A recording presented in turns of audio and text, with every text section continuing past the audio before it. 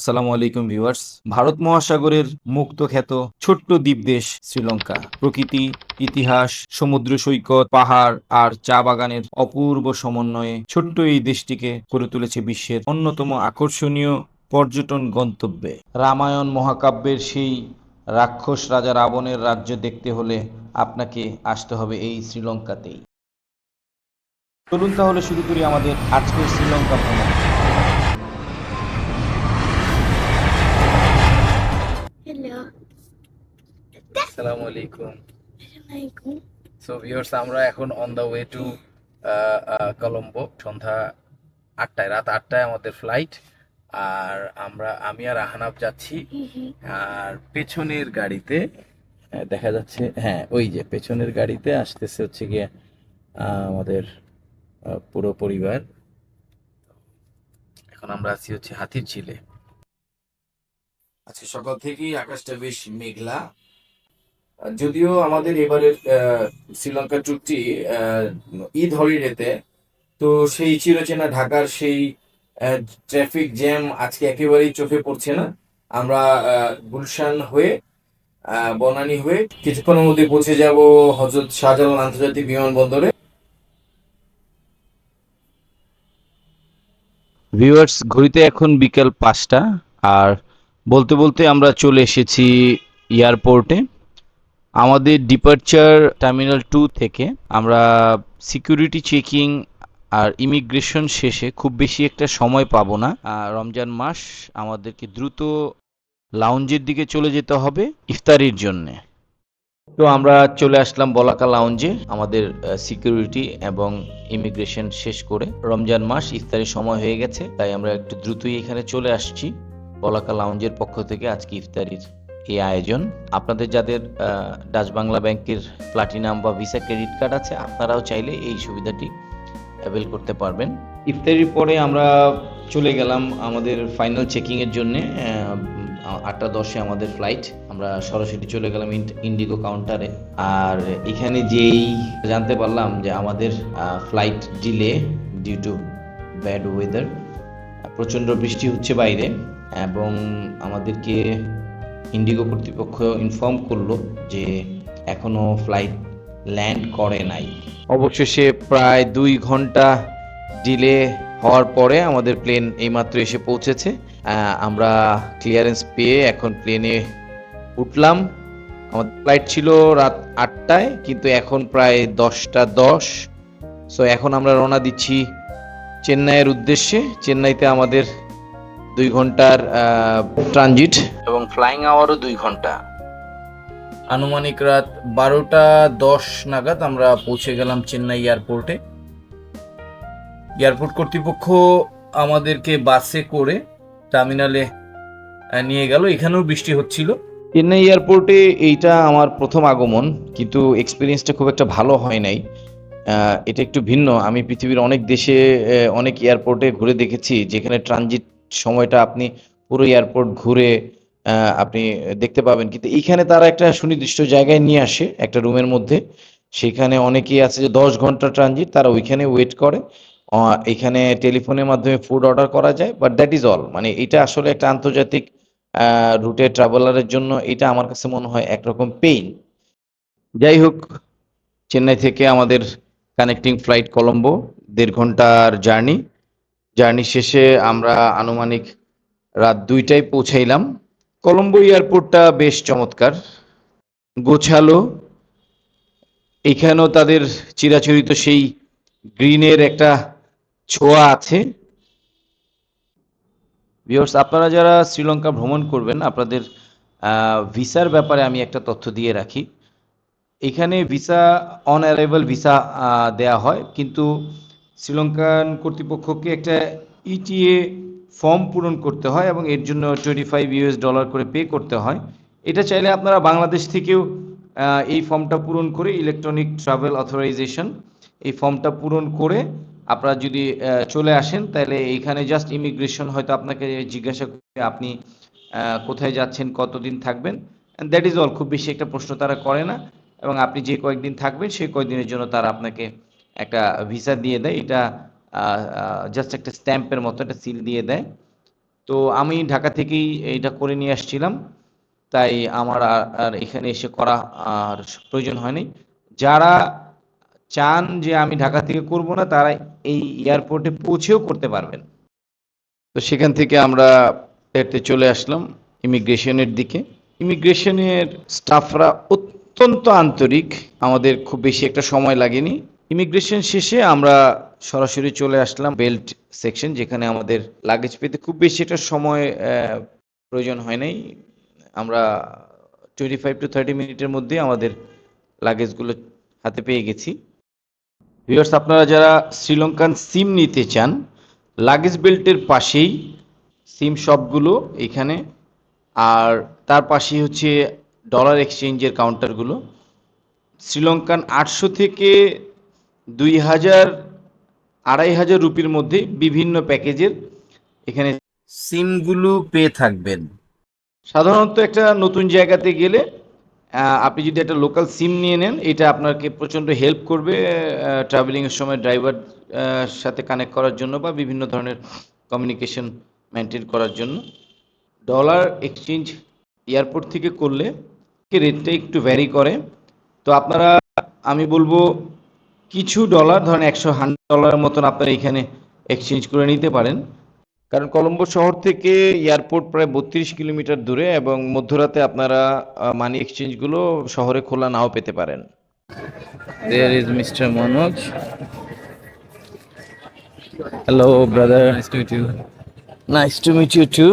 So, let me introduce. She's my mother, and this is my mother-in-law, my daughter, my wife, my son, and this is Manoj bhai. He'll be with us for next 6 days. Okay? Okay, brother. Thank you. Viewers, Manoj ভাই আমাদের driver comes আমাদের guide. আগামী 6 দিন মনোজ ভাই আমাদের সাথে থাকবেন এবং শ্রীলঙ্কার সব আকর্ষণীয় স্থানগুলো আমাদের ঘুরিয়ে দেখাবেন। এয়ারপোর্ট থেকে বেরিয়ে অসম্ভব সুন্দর একটা সূর্যোদয় দেখতে দেখতে শুরু হলো আমাদের শ্রীলঙ্কা ভ্রমণের প্রথম দিন। আমরা কলম্বো এক্সপ্রেসওয়ে হয়ে আজকের গন্তব্য আমাদের গল ফোর্ট এবং উনাউটুনা বিচ, যেটা দক্ষিণ এশিয়ার one of the most beautiful beach. Bandaranaike international airport থেকে গল শহরের দূরত্ব প্রায় 145 কিলোমিটার। আর চলতে চলতে আপনাদের কিছু তথ্য দিয়ে রাখি। ইন্ডিগো এয়ারলাইন্সে ঢাকা টু কলম্বো আমাদের পার পারসন ফেয়ার পড়েছিল 46,000 টাকা, বাংলাদেশি টাকায়। আর কলম্বো এয়ারপোর্ট থেকে, যেহেতু আমি সপরিবারে ট্রাভেল করছি, আমি 6 দিনের জন্যে একটা হাইয়েস্ট ভাড়া করে নিয়েছি, যার ভাড়া পড়েছে অ্যাপ্রক্সিমেটলি 65,000 বাংলাদেশি টাকা। বাট আপনারা যারা সোলো ট্রাভেল করবেন অথবা গ্রুপ ট্রাভেল করবেন, তারা চাইলে এয়ারপোর্ট থেকে কলম্বো শহর পর্যন্ত বাসে ট্রাভেল করতে পারেন।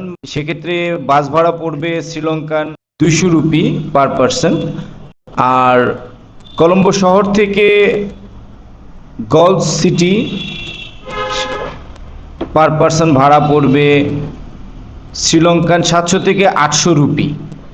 ভিউয়ার্স, এই কথা বলতে বলতে আমরা পৌঁছে গেলাম ভারত মহাসাগরের পাদদেশে গল শহরে। গল সম্বন্ধে যদি সংক্ষেপে কিছু বলতে যাই, 14 শতকে জগৎ বিখ্যাত পর্যটক ইবনে বাতুতা এসেছিলেন এই গল শহরে। তখন এই অঞ্চলে দারুচিনি, এলাচি সহ বিভিন্ন মশলার প্রাণকেন্দ্র, মশলা বাণিজ্যের প্রাণকেন্দ্র ছিল এই গল শহর। তিনি কালী নামে এই শহরকে অভিহিত করেছিলেন। এরপরে 1570 থেকে 80-র দশকে এখানে পর্তুগিজরা তাদের ঔপনিবেশিক স্থাপন করে। সেই ধারাবাহিকতায় ডাচরা 1600 শতকের দিকে এখানে আসে এবং 1780 থেকে 90-এর দিকে এখানে ইংরেজ ঔপনিবেশিক স্থাপিত হয়। 1980-র দশকে এই গল শহরকে ইউনেস্কো ওয়ার্ল্ড হেরিটেজ সাইট হিসেবে ডিক্লেয়ার করে। গল ফোর্টে প্রবেশের ঠিক আগ মুহূর্তেই আপনারা দেখতে পাবেন গল ইন্টারন্যাশনাল ক্রিকেট স্টেডিয়াম। আর মূলত এই ফোর্ট যখন আপনারা ঘুরে দেখবেন, এর ভিতরে আপনারা নান্দনিক কারুকাজ সম্পন্ন মসজিদ, ক্যাথলিক গির্জা, তারপরে ওই সময়কার প্রশাসনিক ভবন, আবাসিক ভবনগুলো এবং এবং প্রত্যেকটা বিল্ডিংয়ের মধ্যেই আপনারা সেই সময়কার পর্তুগিজদের অথবা ডাচদের সেই নিদর্শনগুলোর ছোঁয়া পাবেন। এখন এই জায়গাটাতে এই এই আর্কিটেকচারগুলোর ভেতরে বিভিন্ন ধরনের কফি শপ, জুয়েলারি শপ, বিভিন্ন রকমের প্রসাধনীর এখানে শপগুলো তৈরি করা হয়েছে, যা এইখানে প্রতিদিন যে অগণিত পর্যটকরা আসছে তাদের একটা মনোরঞ্জনের একটা বড় কেন্দ্রবিন্দুতে পরিণত হয়েছে। পাশাপাশি সন্ধ্যার পরের যে ভিউটা, সেটা একেবারেই আনএক্সপ্লেনেবল। আমি আমার পরিবার নিয়ে এখানে প্রায় রাত্র 8টা-9টা পর্যন্ত ছিলাম। ওই সময়টা একদমই অন্যরকম। ভিউয়ার্স, আপনারা যখন এই ফোর্ট এরিয়াটা ঘুরে দেখবেন, সো আপনারা দেখবেন এইখানে সেই 15-10 শতকের অথবা 16 শতকের সেই পর্তুগিজ বা ডাচদের সময়কার কামান, সেই কামানগুলো এখনও আছে সাগরের দিকে মুখ করে। তার মানে বহিঃশত্রুর আক্রমণ থেকে নিজেদেরকে রক্ষা করার জন্যই তারা এই কামানগুলো এখানে স্থাপন করেছিল।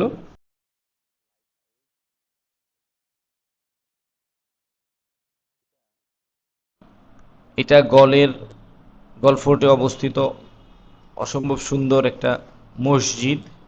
আর এটার পাশ দিয়েই আমি ডলার এক্সচেঞ্জের জন্য গিয়েছিলাম। সামনে একটা মানি এক্সচেঞ্জ আছে। সো আপনারা যারা গল শহরে ঘুরতে আসবেন, তারা গল ফোর্টের ভেতরে এই মানি এক্সচেঞ্জ থেকেও আপনারা আপনাদের কারেন্সি এক্সচেঞ্জ করে নিতে পারবেন।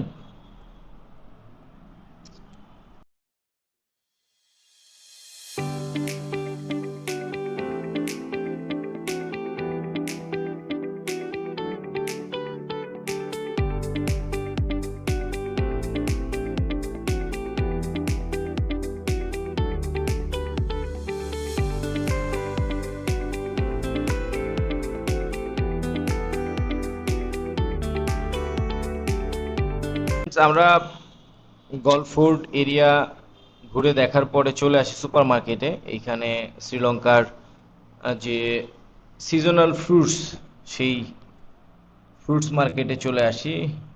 আমাদের দেশে এখনো পাকা আম বাজারে আসেনি, কিন্তু শ্রীলঙ্কায় চলে আসছে। তো আম দেখে আর আমি লোভ সামলাতে পারলাম না। কিছু আম কিনেছি, কিন্তু আমগুলো অত সুস্বাদু হয়নি। স্বাদে আমাদের দেশের আমের মতো অতটা সুস্বাদু বা মিষ্টি ছিল না। গল্ফ ফোর্ট ঘুরে দেখার পরে আমরা চলে আসলাম আমাদের হোটেলে।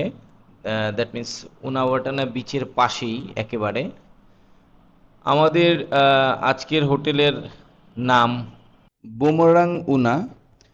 আমরা booking.com থেকে এটা আমার লাস্ট মোমেন্ট বুকিং ছিল।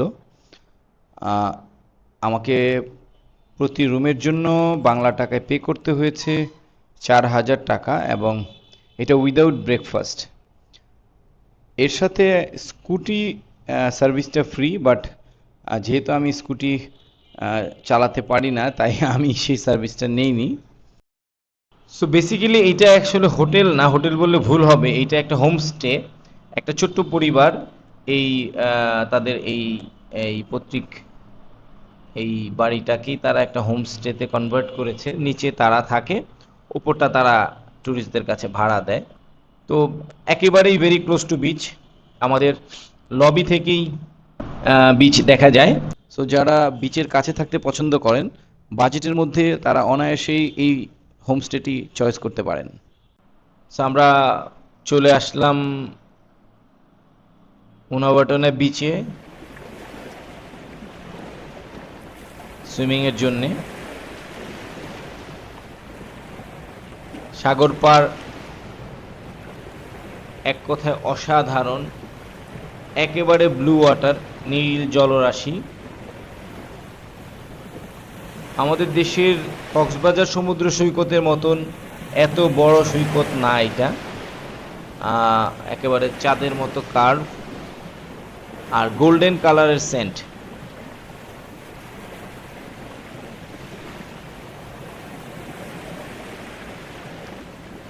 লক্ষণীয় ব্যাপার, দক্ষিণ এশিয়ার মধ্যে হলেও এই বিচের অধিকাংশ পর্যটকরাই ইউরোপের। সো বিচে যখন আপনি আসবেন, এটা বোঝার কোনো সুযোগই নাই যে আমি সাউথ এশিয়ার কোনো কান্ট্রিতে আছি। আপনার মনে হবে যে আপনি ইন্দোনেশিয়া অথবা থাইল্যান্ডের কোনো বিচে আছেন।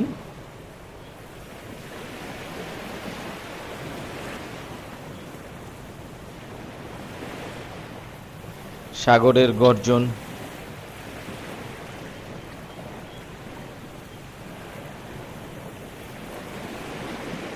ভিউয়ার্স, এই এই আমরা যখন এই সাগর পাড়ে আসছিলাম, তখন একজন লোকাল আমাদেরকে বলছিল যে যারা সাগরে সাঁতার জানে না, তারা এই বিচের একেবারে ডান দিকটাতে আপনারা সুইমিং করতে যাবেন, বিকজ ওইখানে তুলনামূলকভাবে ঢেউ একেবারে কম, জায়গাটা কিছুটা পাথর বেষ্টিত এবং ওইখানে একদম সুইমিং পুলের মতন। সো যারা সাগরে পানিতে গোসল করতে ভয় পায়, তাদেরকে তারা সাজেস্ট করে ওই পাশটাতে সাঁতার কাটার জন্য। আমি যাব, আশা করি ওইখানে আপনাদেরকে নিয়ে যাব।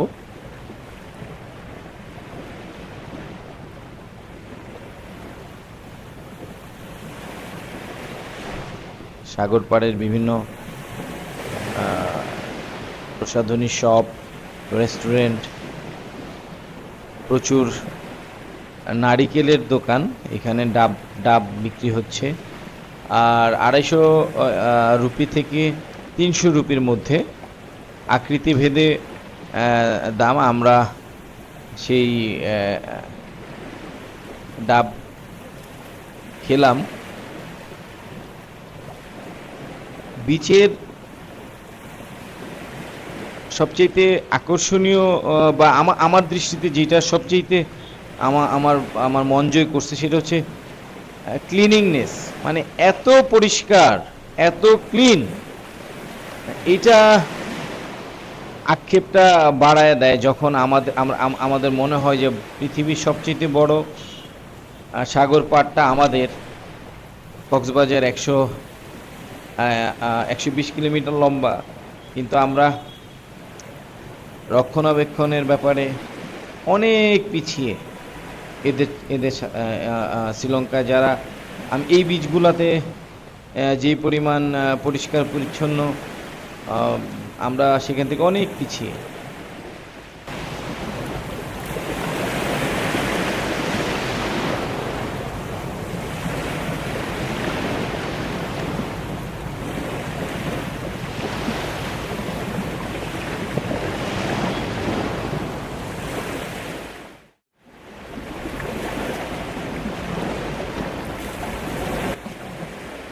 সম্ভব সুন্দর একটা বিচ, এবং আমরা আসার আগে যেটা শুনেছিলাম যে দক্ষিণ এশিয়ার সবচেয়ে সুন্দর বিচগুলোর মধ্যে একটা। আজকে আমি তার সাক্ষী হলাম। আমার পুরো পরিবার এখানে সুন্দর একটা সময় অতিবাহিত করলো, এবং এইখানে তাদের আন্ডার ওয়াটার ডাইভিংয়েরও ব্যবস্থা আছে। এই যে আমরা যে বোটগুলো দেখতে পাচ্ছি, তারা এই বোটগুলোতে করে ডাইভিং গিয়ার্সগুলো সাথে নিয়ে তারা ডিপ সিতে চলে যায়, এবং সেইখানে প্রবাল এবং আন্ডার ওয়াটার আপনি অ্যাক্টিভিটিসগুলো সেখানে আপনি করতে পারবেন। আমি কিছুক্ষণ আগে আপনাদেরকে যেই জায়গাটার কথা বলছিলাম, বিচের উত্তর দিকটা, এটা সেই জায়গায়। এখানকার ঢেউগুলো কম্পারেটিভলি একটু শান্ত।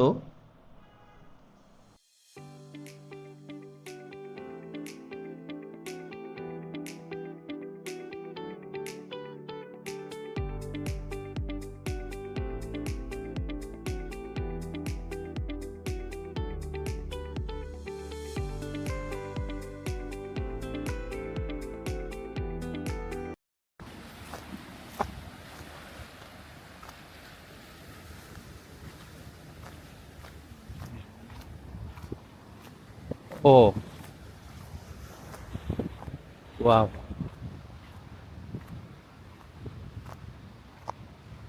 অসাধারণ।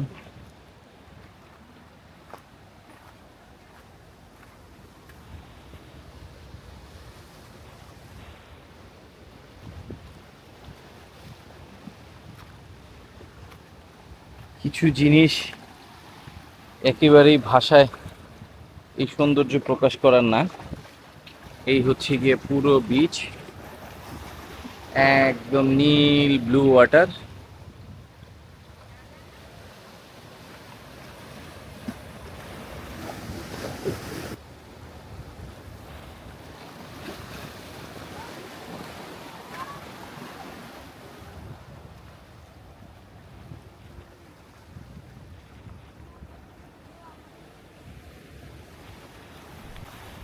ভিউয়ার্স, আমরা যখন সাগর পাড় থেকে গোসল সেরে আম, হোটেলের দিকে ফিরছিলাম, তো হঠাৎ দেখি রাস্তায় ময়ূর হাঁটছে।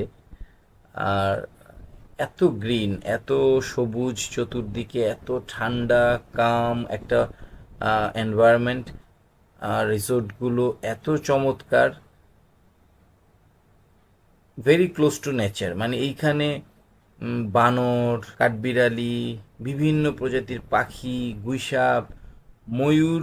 আমাদের দেশে গ্রামে মুরগি যেভাবে মানুষের বাসায় হাঁটে, এইখানে ওই অনেকটা ওই রকম আর কি। কিছুক্ষণ পরপরই আপনি দেখবেন যে এদিক দিয়ে ময়ূর হেঁটে যাচ্ছে, মাথার উপর দিয়ে উড়ে যাচ্ছে।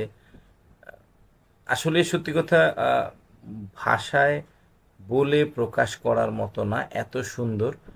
আমি ইন্দোনেশিয়ার বালি বিচ এরিয়া, উবুদ নামে একটা এলাকা আছে, সেখানে অসম্ভব সুন্দর।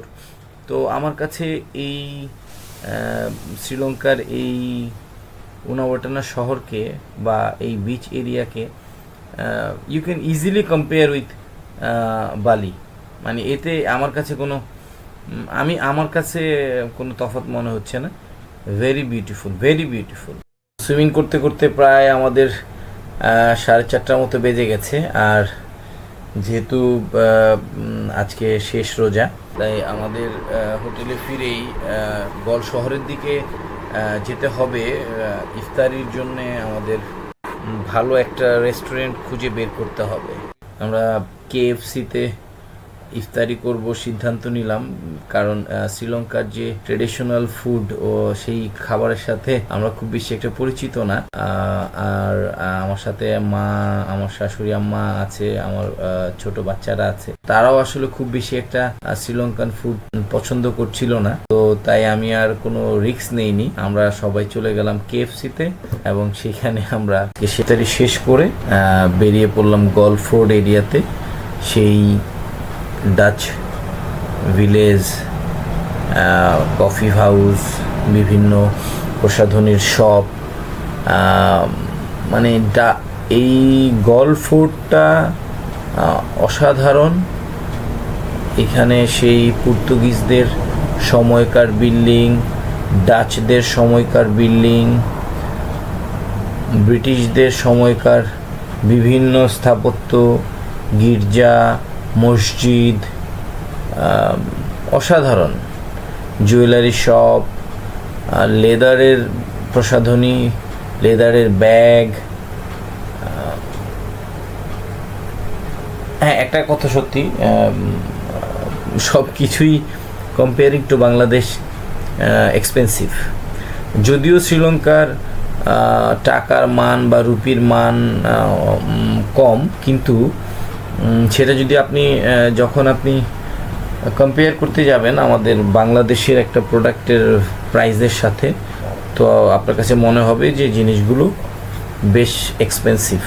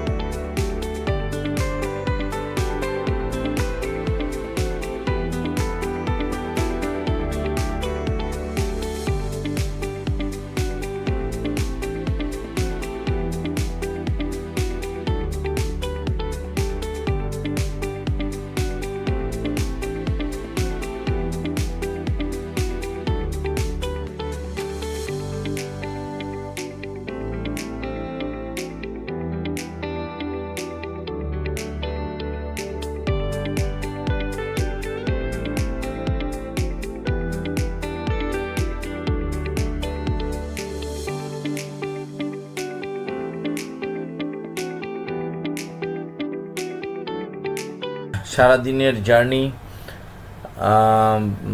রোজা, তো আমরা আর আজকে বেশি সময় এইখানে ঘোরাঘুরি করিনি। আমরা রাতে ডিনার সেরে আমরা হোটেলে ব্যাক করি এবং নেক্সট ডেতে আমাদের মিরিসাতে প্ল্যান। তো আমরা একটু রেস্টের কথা চিন্তা করেই মূলত আমরা দ্রুত হোটেলে যাই। এবং থ্যাংক ইউ ভেরি মাচ আমাদের সাথে থাকার জন্যে।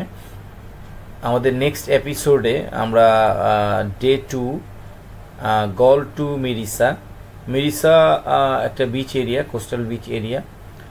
মিরিসাতে বেশ কিছু দর্শনীয় স্থান আছে,